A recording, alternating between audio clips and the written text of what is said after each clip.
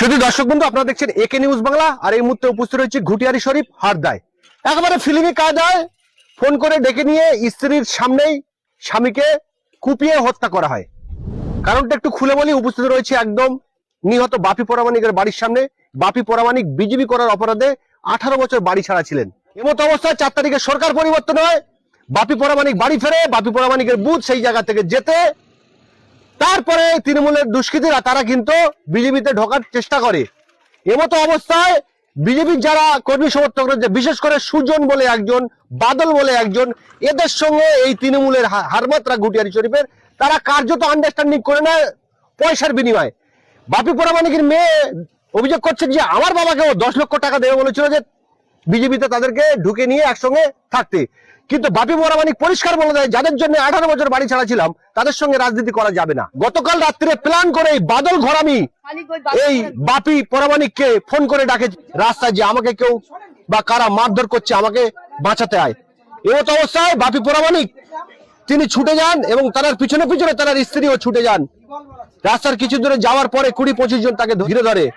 হাতে আগ্নেয়াস্ত্র চাপড় ছিল, সেইগুলো নিয়ে বাপি পরামানিকের স্ত্রীর সামনে বাপি পরামানিককে কুপিয়ে হত্যা করে। কি বলছেন বাপি পরামানিকের স্ত্রী, কি বলছেন বাপি পরামানিকের মেয়ে, শোনাব আপনাদের। আমি ওনার সাথে ছিলাম, ওই 10টা 11টা মতন বাজে। হ্যাঁ, কি ওর নামটা আমি ভুলেছি, বাদল।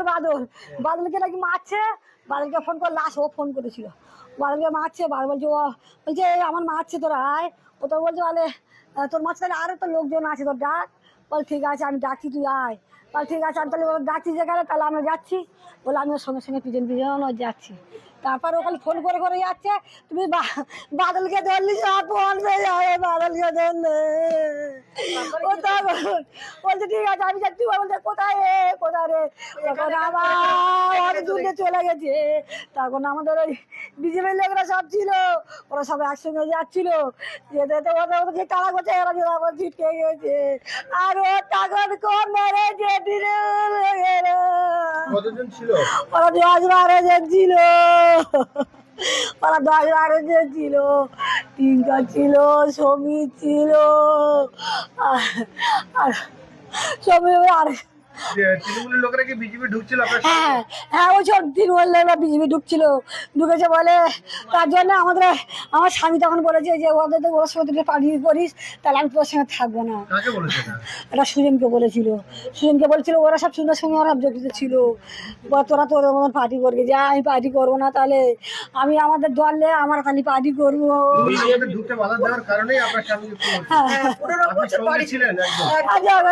আমি সঙ্গে ছিলাম, ডিঙ্গ ছিল, আর অনেকে ছিল, সমীর ছিল, আর এদিকে আর পরে অনেক জন নাম অফিসের দাম বলেছি, এখন আমি ভুলে গেছি। শাস্তি চাই, আমার স্বামী যারা মেরেছে ওদেরকে চরম শাস্তি চাই, ওদের ফাঁসি চাই। আমি শুরুর অধিকারী বলছি, আমার তুমি নিচে বিচার স্বামী যারা করেছে ওদের ওরা শাস্তি চায়, ওদের ফাঁসি হোক, ওদের ফাঁসি হোক, ওদের ফাঁসি হোক, ওদের ফাঁসি হোক। ও সবই ছিল, ও সবই ছুটে আছে, ওই হাতে মেরেছে গো, ও সবই ছিল, মেরেছে। কালকে রাত যখন 10টা 11টা বাজে বাবাকে ডেকেছে, ফোন করে ডেকেছে বাদল, যেরকম দাদা আমাকে খুব মারধর করছে, তুমি তাড়াতাড়ি এসো, তুমি তাড়াতাড়ি এসো, এসে হচ্ছে এখানে একটু এসো, আমাকে খুব মারধর করছে। আমার বাবা, বাদলটা বাবার বিজেপি কর্মীদের ওখান দিয়ে একজন কেউ হবে, আমরা অত জানি না। এবারে ও ফোন করেছে, ফোন করে বলছে যে দাদা তুমি তাড়াতাড়ি এসো, আমাকে খুব মারধর করছে। বাবা বলছে সকালে যাবো, বলছে আমাকে খুব মারধর করছে, তুমি এখন তাড়াতাড়ি এসো। মা বলছে অনেক রাত হয়ে গেছে, যেতে হবে না। বাবা শুনছে না বলে মাও সঙ্গে গেছে, বলে আমিও যাবো তোমার সঙ্গে। মাকেও সঙ্গে করে নিয়েছে, এটা কাকার ছেলেকেও নিয়েছে। হাত দূর গিয়ে কাকার ছেলেকে বলছে, বলে ওকে মারধর করছে খুব, তুই ওই বাড়ির দিকে যা, গিয়ে কজনকে ডেকে নিয়ে আয়।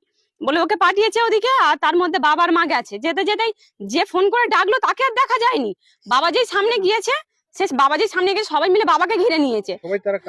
কারা ছিল ওখানে? ছিল টিঙ্কর ছিল, অনিল ছিল, সুনীল ছিল, আর সোনা ছিল, এরা কি সব বিজেপি নেতা? ওরা সব টিএমসি করতো আগে, আরো অনেকেই ছিল ওখানে।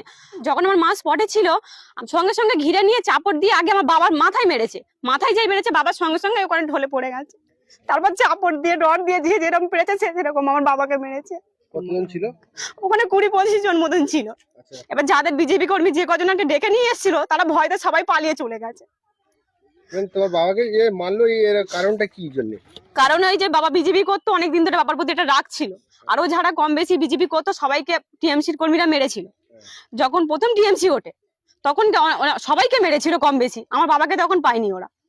সেই রাগটা আমার বাবার উপরে ছিল। বাবাকে অফারও করেছে, আমরা নিজে শুনে গেছি। কি অফার করেছিল? বাবাকে অফার করেছে 10 লাখ টাকা দেবো। কারা বলেছিল এটা? টিএমসির লোকেরা। কেন?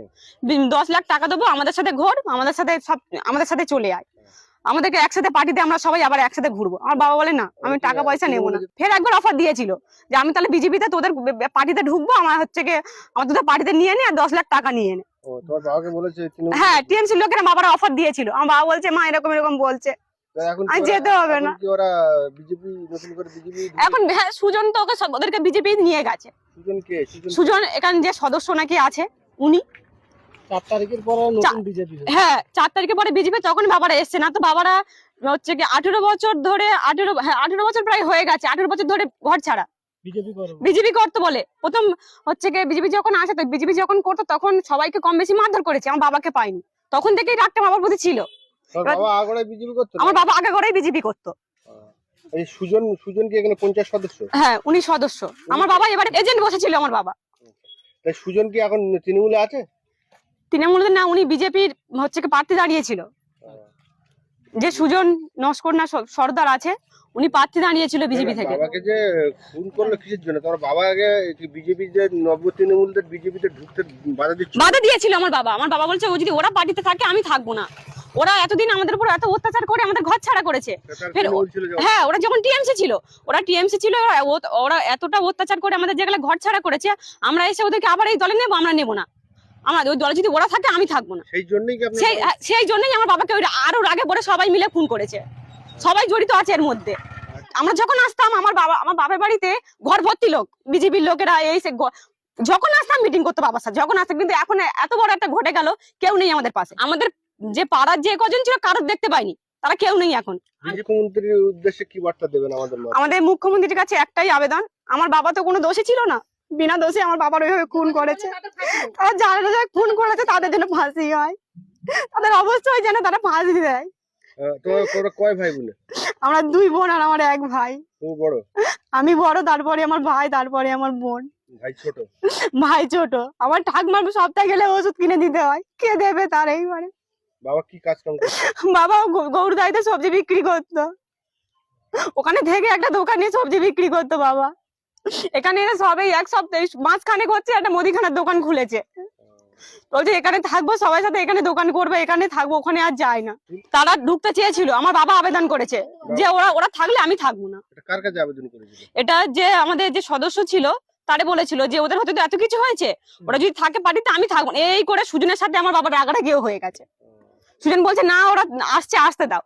বাবা বলছে না, ওদের হতে এত কিছু হয়েছে, আমাদের উপর এত অত্যাচার করেছে, ওরা থাকলে তুমি নাও, ওদেরকে নাও, আমি দলে থাকবো না।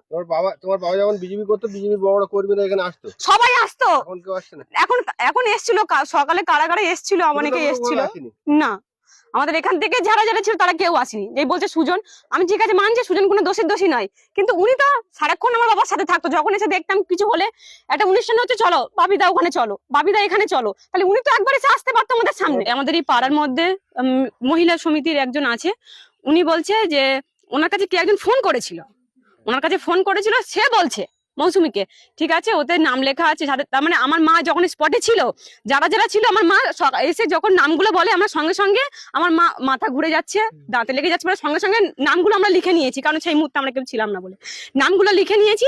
ওই নামগুলো এবারে পাঠানো হয়েছে, অফিসাররা এসেছিল, বড়বাবুরা এসেছিল, তাদেরকে দিয়ে পাঠানো হয়েছে।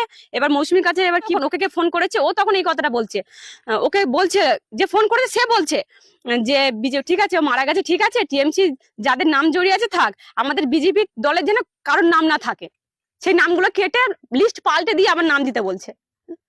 তাহলে আমরা কাদের উপর ভরসা করবো? মা যে নামগুলো বলেছে সেগুলো তোমরা লিখে নিয়েছো? হ্যাঁ, লিখে নিয়েছি সে নামগুলো। 14 জন আছে।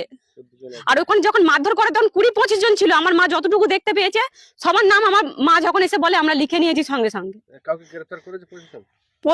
পুলিশ থেকে বললো যে দুজনকে ধরে নিয়ে গেছে, এখন সত্যি কি মিথ্যা আমরা জানি না, দুজনকে ধরে নিয়ে গেছে কি আদৌ। প্রশাসন এবং বিচার ব্যবস্থার উপর আস্থা আছে আপনার? আমাদের আস্থা আছে বলছে, ওই তো বিজেপি কর্মী তো একজন বলছে যে নাম সরিয়ে দাও, আমরা কি করে ভরসা করব?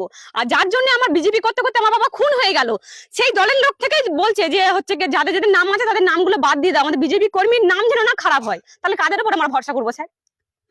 কাদের আমরা কোনো ভরসা পাচ্ছি না। পুলিশরা আসছে, ওরা তো বলে যাচ্ছে যে হ্যাঁ আমরা তদন্ত করবো, তা তাদের কাছে যদি ঠিকঠাক ভাবে না পৌঁছায় তাহলে তদন্তটা কি করে করবে?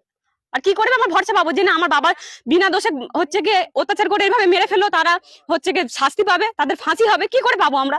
আমরা কোনো আশ্বাস পাচ্ছি না যে হ্যাঁ সত্যি সত্যি আমার বাবার যারা খুন করেছে তারা হচ্ছে গিয়ে ফাঁসি হবে।